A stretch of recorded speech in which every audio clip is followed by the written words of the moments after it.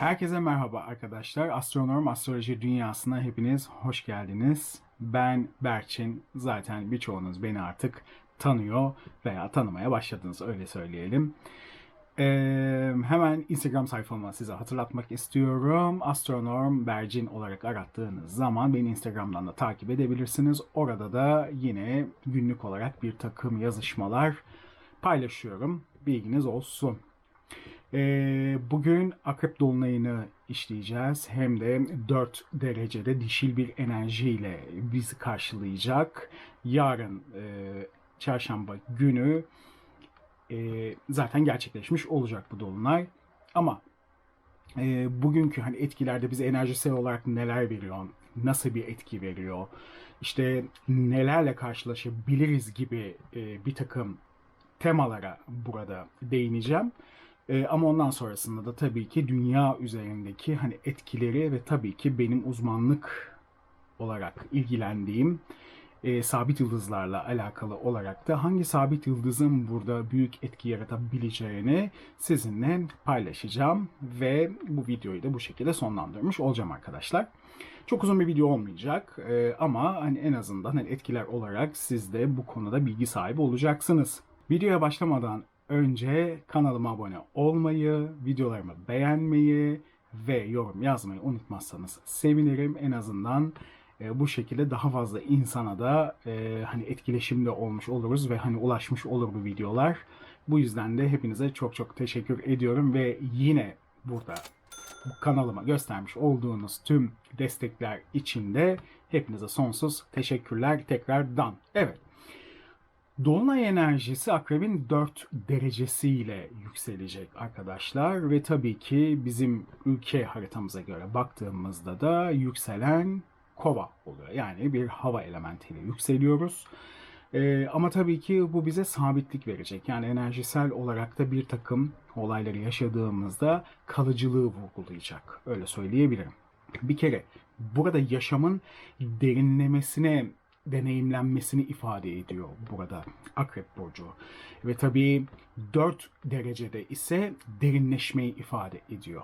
Zaten ay burada soğuk yapısında olan yani Akrep Burcu'nda düşüşte ama e, Mars yöneticisi yani burada birinci dekanda olduğu için Mars yöneticisiyle birlikte bir takım enerjisel olarak da bizi girişimsel cesaretlendirme, işte hani ataklara kalkma gibi eğilimleri de çıkartabilir. Veya bu durumlarla karşı karşıya kalmamıza da sebep olabilir.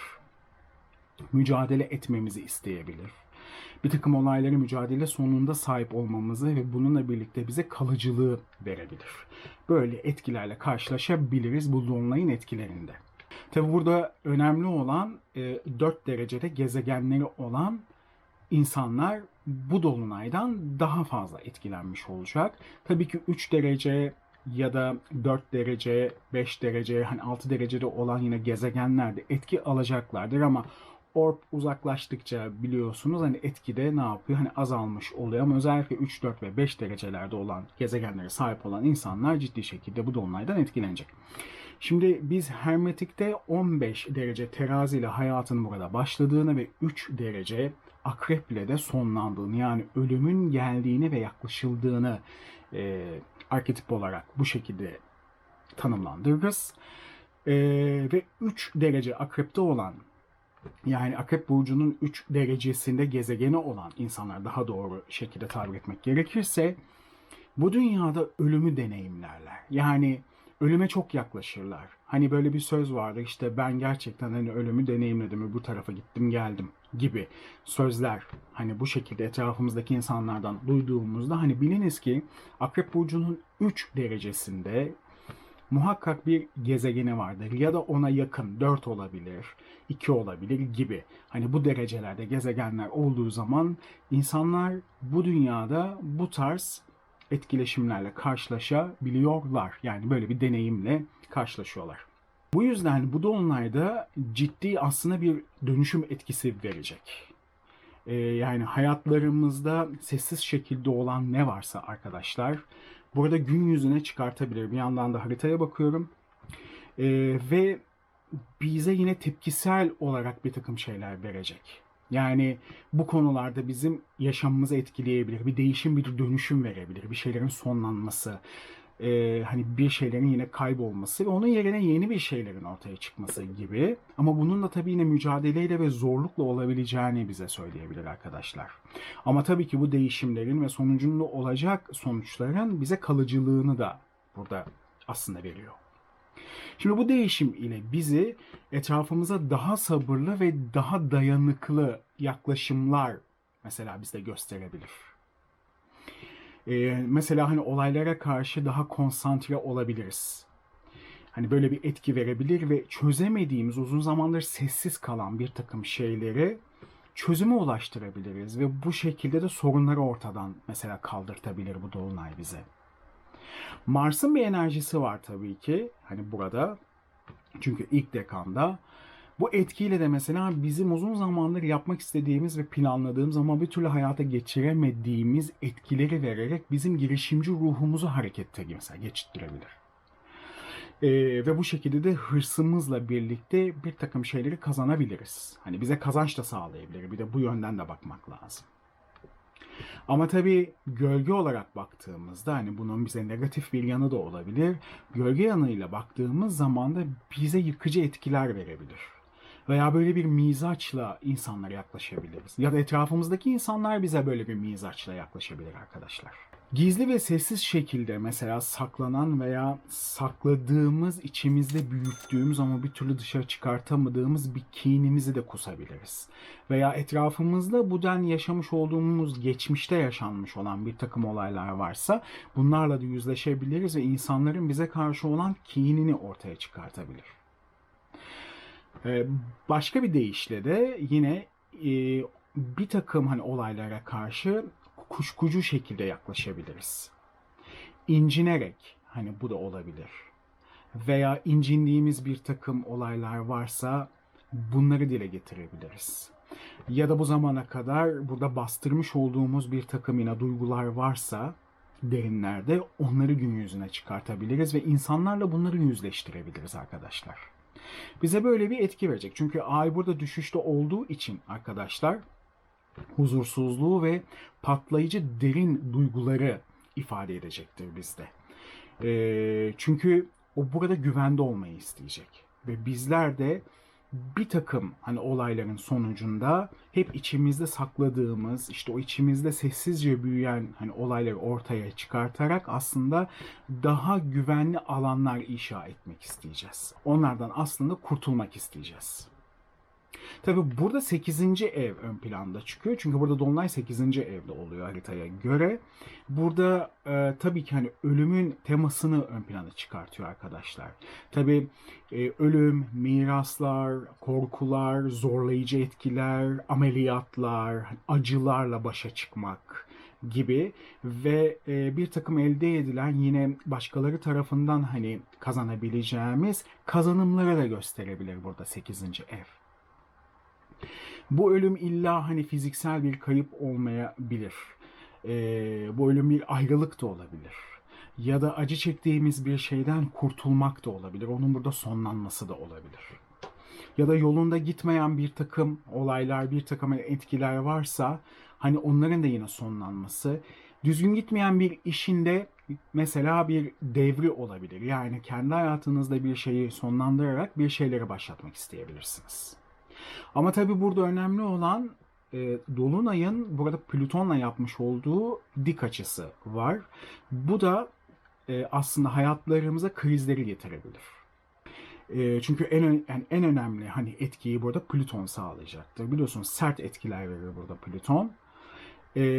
Mesela bazı alanlarda hani intikamla burada karşılaşmayı bizim önümüze çıkartabilir. Yine manipülasyonlar içerisinde hani olmayı burada hani bize hani yine karşımıza çıkartabilir. Bize duygusal krizler yaşatabilir ya da etrafımızdaki insanlara duygusal krizler yaşatabilir ve bunları deneyimleyebiliriz.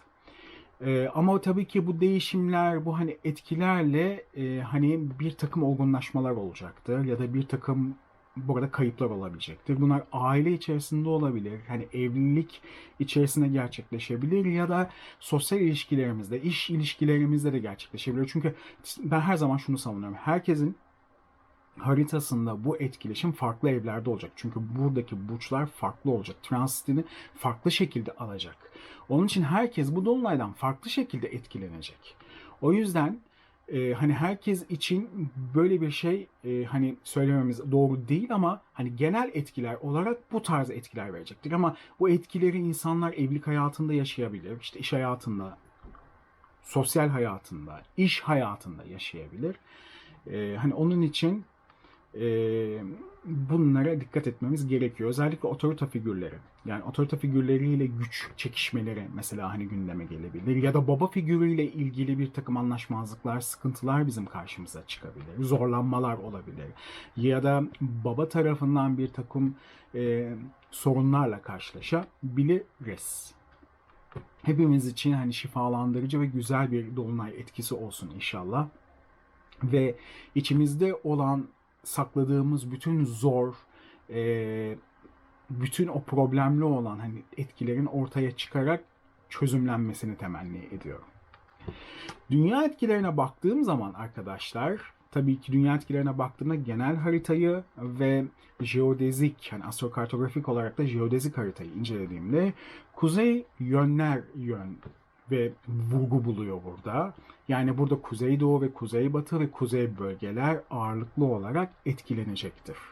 Bizim ülkemize baktığımız zaman ise zaten öncelikli olarak Ankara'nın üzerinden geçen bir dolunaydan aslında bahsediyoruz ve ülkemiz zaten direkt olarak bu etkiden etkilenecektir. Aynı zamanda Britanya, işte İngiltere, İrlanda gibi, İspanya, Hindistan, Orta Doğu, Lübnan, İsrail ve Mısır, yani Avrupa'da İtalya ve Fransa bu hani etkiler üzerine alacak. Yine İspanya, ve son olarak da hani Amerika Birleşik Devletleri ile yine Kanada'nın orta bölümleri haritaya göre etkiler alıyor bu e, dolunayda. Peki bu dolunay genel olarak ülkeler adına nasıl etkiler verecek? Onları da hemen kısaca üstünden geçmek istiyorum. Şöyle söylemek lazım. Yöneticiler adına bir kere zorlayıcı etkiler veriyor burada. Zaten buradaki Plüton hani karası ile birlikte bu ortaya çıkıyor. Aynı zamanda burada protestolar olabilir ve grev eğilimi. Yani bazı sektörlerde böyle işçilerin greve gitme durumları olabilir. Hani bu tarz etkiler verebiliyor. Burada bazı durumlarda güç çekişmelerinde ülkeler arasında olabilecek güç yine kayıplarını ortaya çıkartabilir. Yine ülkeler içerisinde kontrol dışı gelişebilecek olaylara vurgu yapılabilir burada. İşte yine suikastler olabilir. Hani bu tip yine girişimler söz konusu olabilir arkadaşlar. Doğal afetler olarak yine riskli duruyor. Çünkü burada Plüton ve yine burada Plüton'un kavuşum yapmış olduğu sabit yıldızla hani mütevellit olarak etki burada var. Onu söyleyeyim. Kitlesel yine kayıpları vurgulayabilir. Maalesef ki burada dik açı olduğu için. Yine toprakla ilgili bir takım sorunlar, yine tarımsal bir takım olayları burada vurgu yapabilir. Bilginiz olsun. Yani bununla ilgili yine problemler gündeme gelebilir. Aynı zamanda yine burada terörle alakalı bir takım sıkıntılar ve yine riskleri ortaya çıkartabiliyor. Dolandırıcılık ve aldatılma ile alakalı olarak burada Neptün çok büyük etki yaratacağını düşünüyorum. Onun için bu konuda çok dikkatli olun bu hafta. Yani önünüzdeki 15 gün boyunca bu etkilere çok dikkat etmek gerekiyor arkadaşlar. Salgın hastalıklara karşı özellikle yine dikkat etmek gerekiyor ve hayvanlardan yine gelişebilecek yine bulaşıcı hastalıklara karşı da bir hassasiyet söz konusu. Alkol ve uyuşturucu gibi yine bağımlılık yapan hani etkilerin çoğaldığı bir zamanı gözlemleyebiliriz ve etrafımızda bu tip olaylardan dolayı da hani ölen hani insanları da burada görebiliriz. Yani böyle hani üzücü etkiler de verebilir. Ruhsal yine konularla ilgili suçlamalar ve skandal olayları mesela gözlemleyebiliriz. Bunları özellikle medyada duyabiliriz. Finansal alanda olumlu gelişmeler için istikrarlı sağlam adımlar atılabilecek etkileri ben burada görebiliyorum. Umuyorum ki bu şekilde olur. Dış yine ticaret ve yine turizm adına da hani olumlu etkiler ve yeni girişimler, yeni planlar ve hani oluşumların ortaya çıkacağını burada gözlemleyebiliriz. Sabit yıldızlar adına baktığım zaman Altair sabit yıldızı, yani burada Kovan'ın 2 derecesinde olan ve Mars ve Jüpiter karakterinde olan bir sabit yıldızdan bahsediyoruz. Bu sabit yıldız burada 12. evde Plüton'la birlikte kavuşum yapıyor arkadaşlar. Ve burada bu sabit yıldızın da dispositörü, yani Mars olarak hani ele aldığımızda burada birinci evde. Ve bu sabit yıldızın etki alanı zaten burada baktığım zaman hani sabit yıldızlar ve takım yıldızların kod sistemine göre bu dispositör, yani Mars veya Jüpiter'in burada birinci evde olmasıyla etkinin burada kaçınılmaz bir kader olduğunu aslında bize gösteriyor. Burada mücadeleci ve büyüten bir etkiyi de aynı zamanda vurgulayacaktır. Dünya etkilerinde arkadaşlar bu yıldız yanardağ patlamalarını aktive edebilir. Ve bununla birlikte de yine sismik aktivite oluşumları olabilir. Böyle bir etki verebiliyor.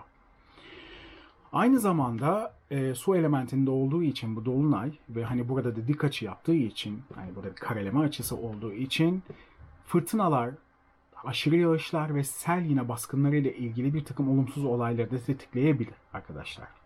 Ve tabii ki yine gemi kazaları, yangınlar ve salgın hastalıklarla alakalı hani etkileşimleri ortaya çıkartabilir.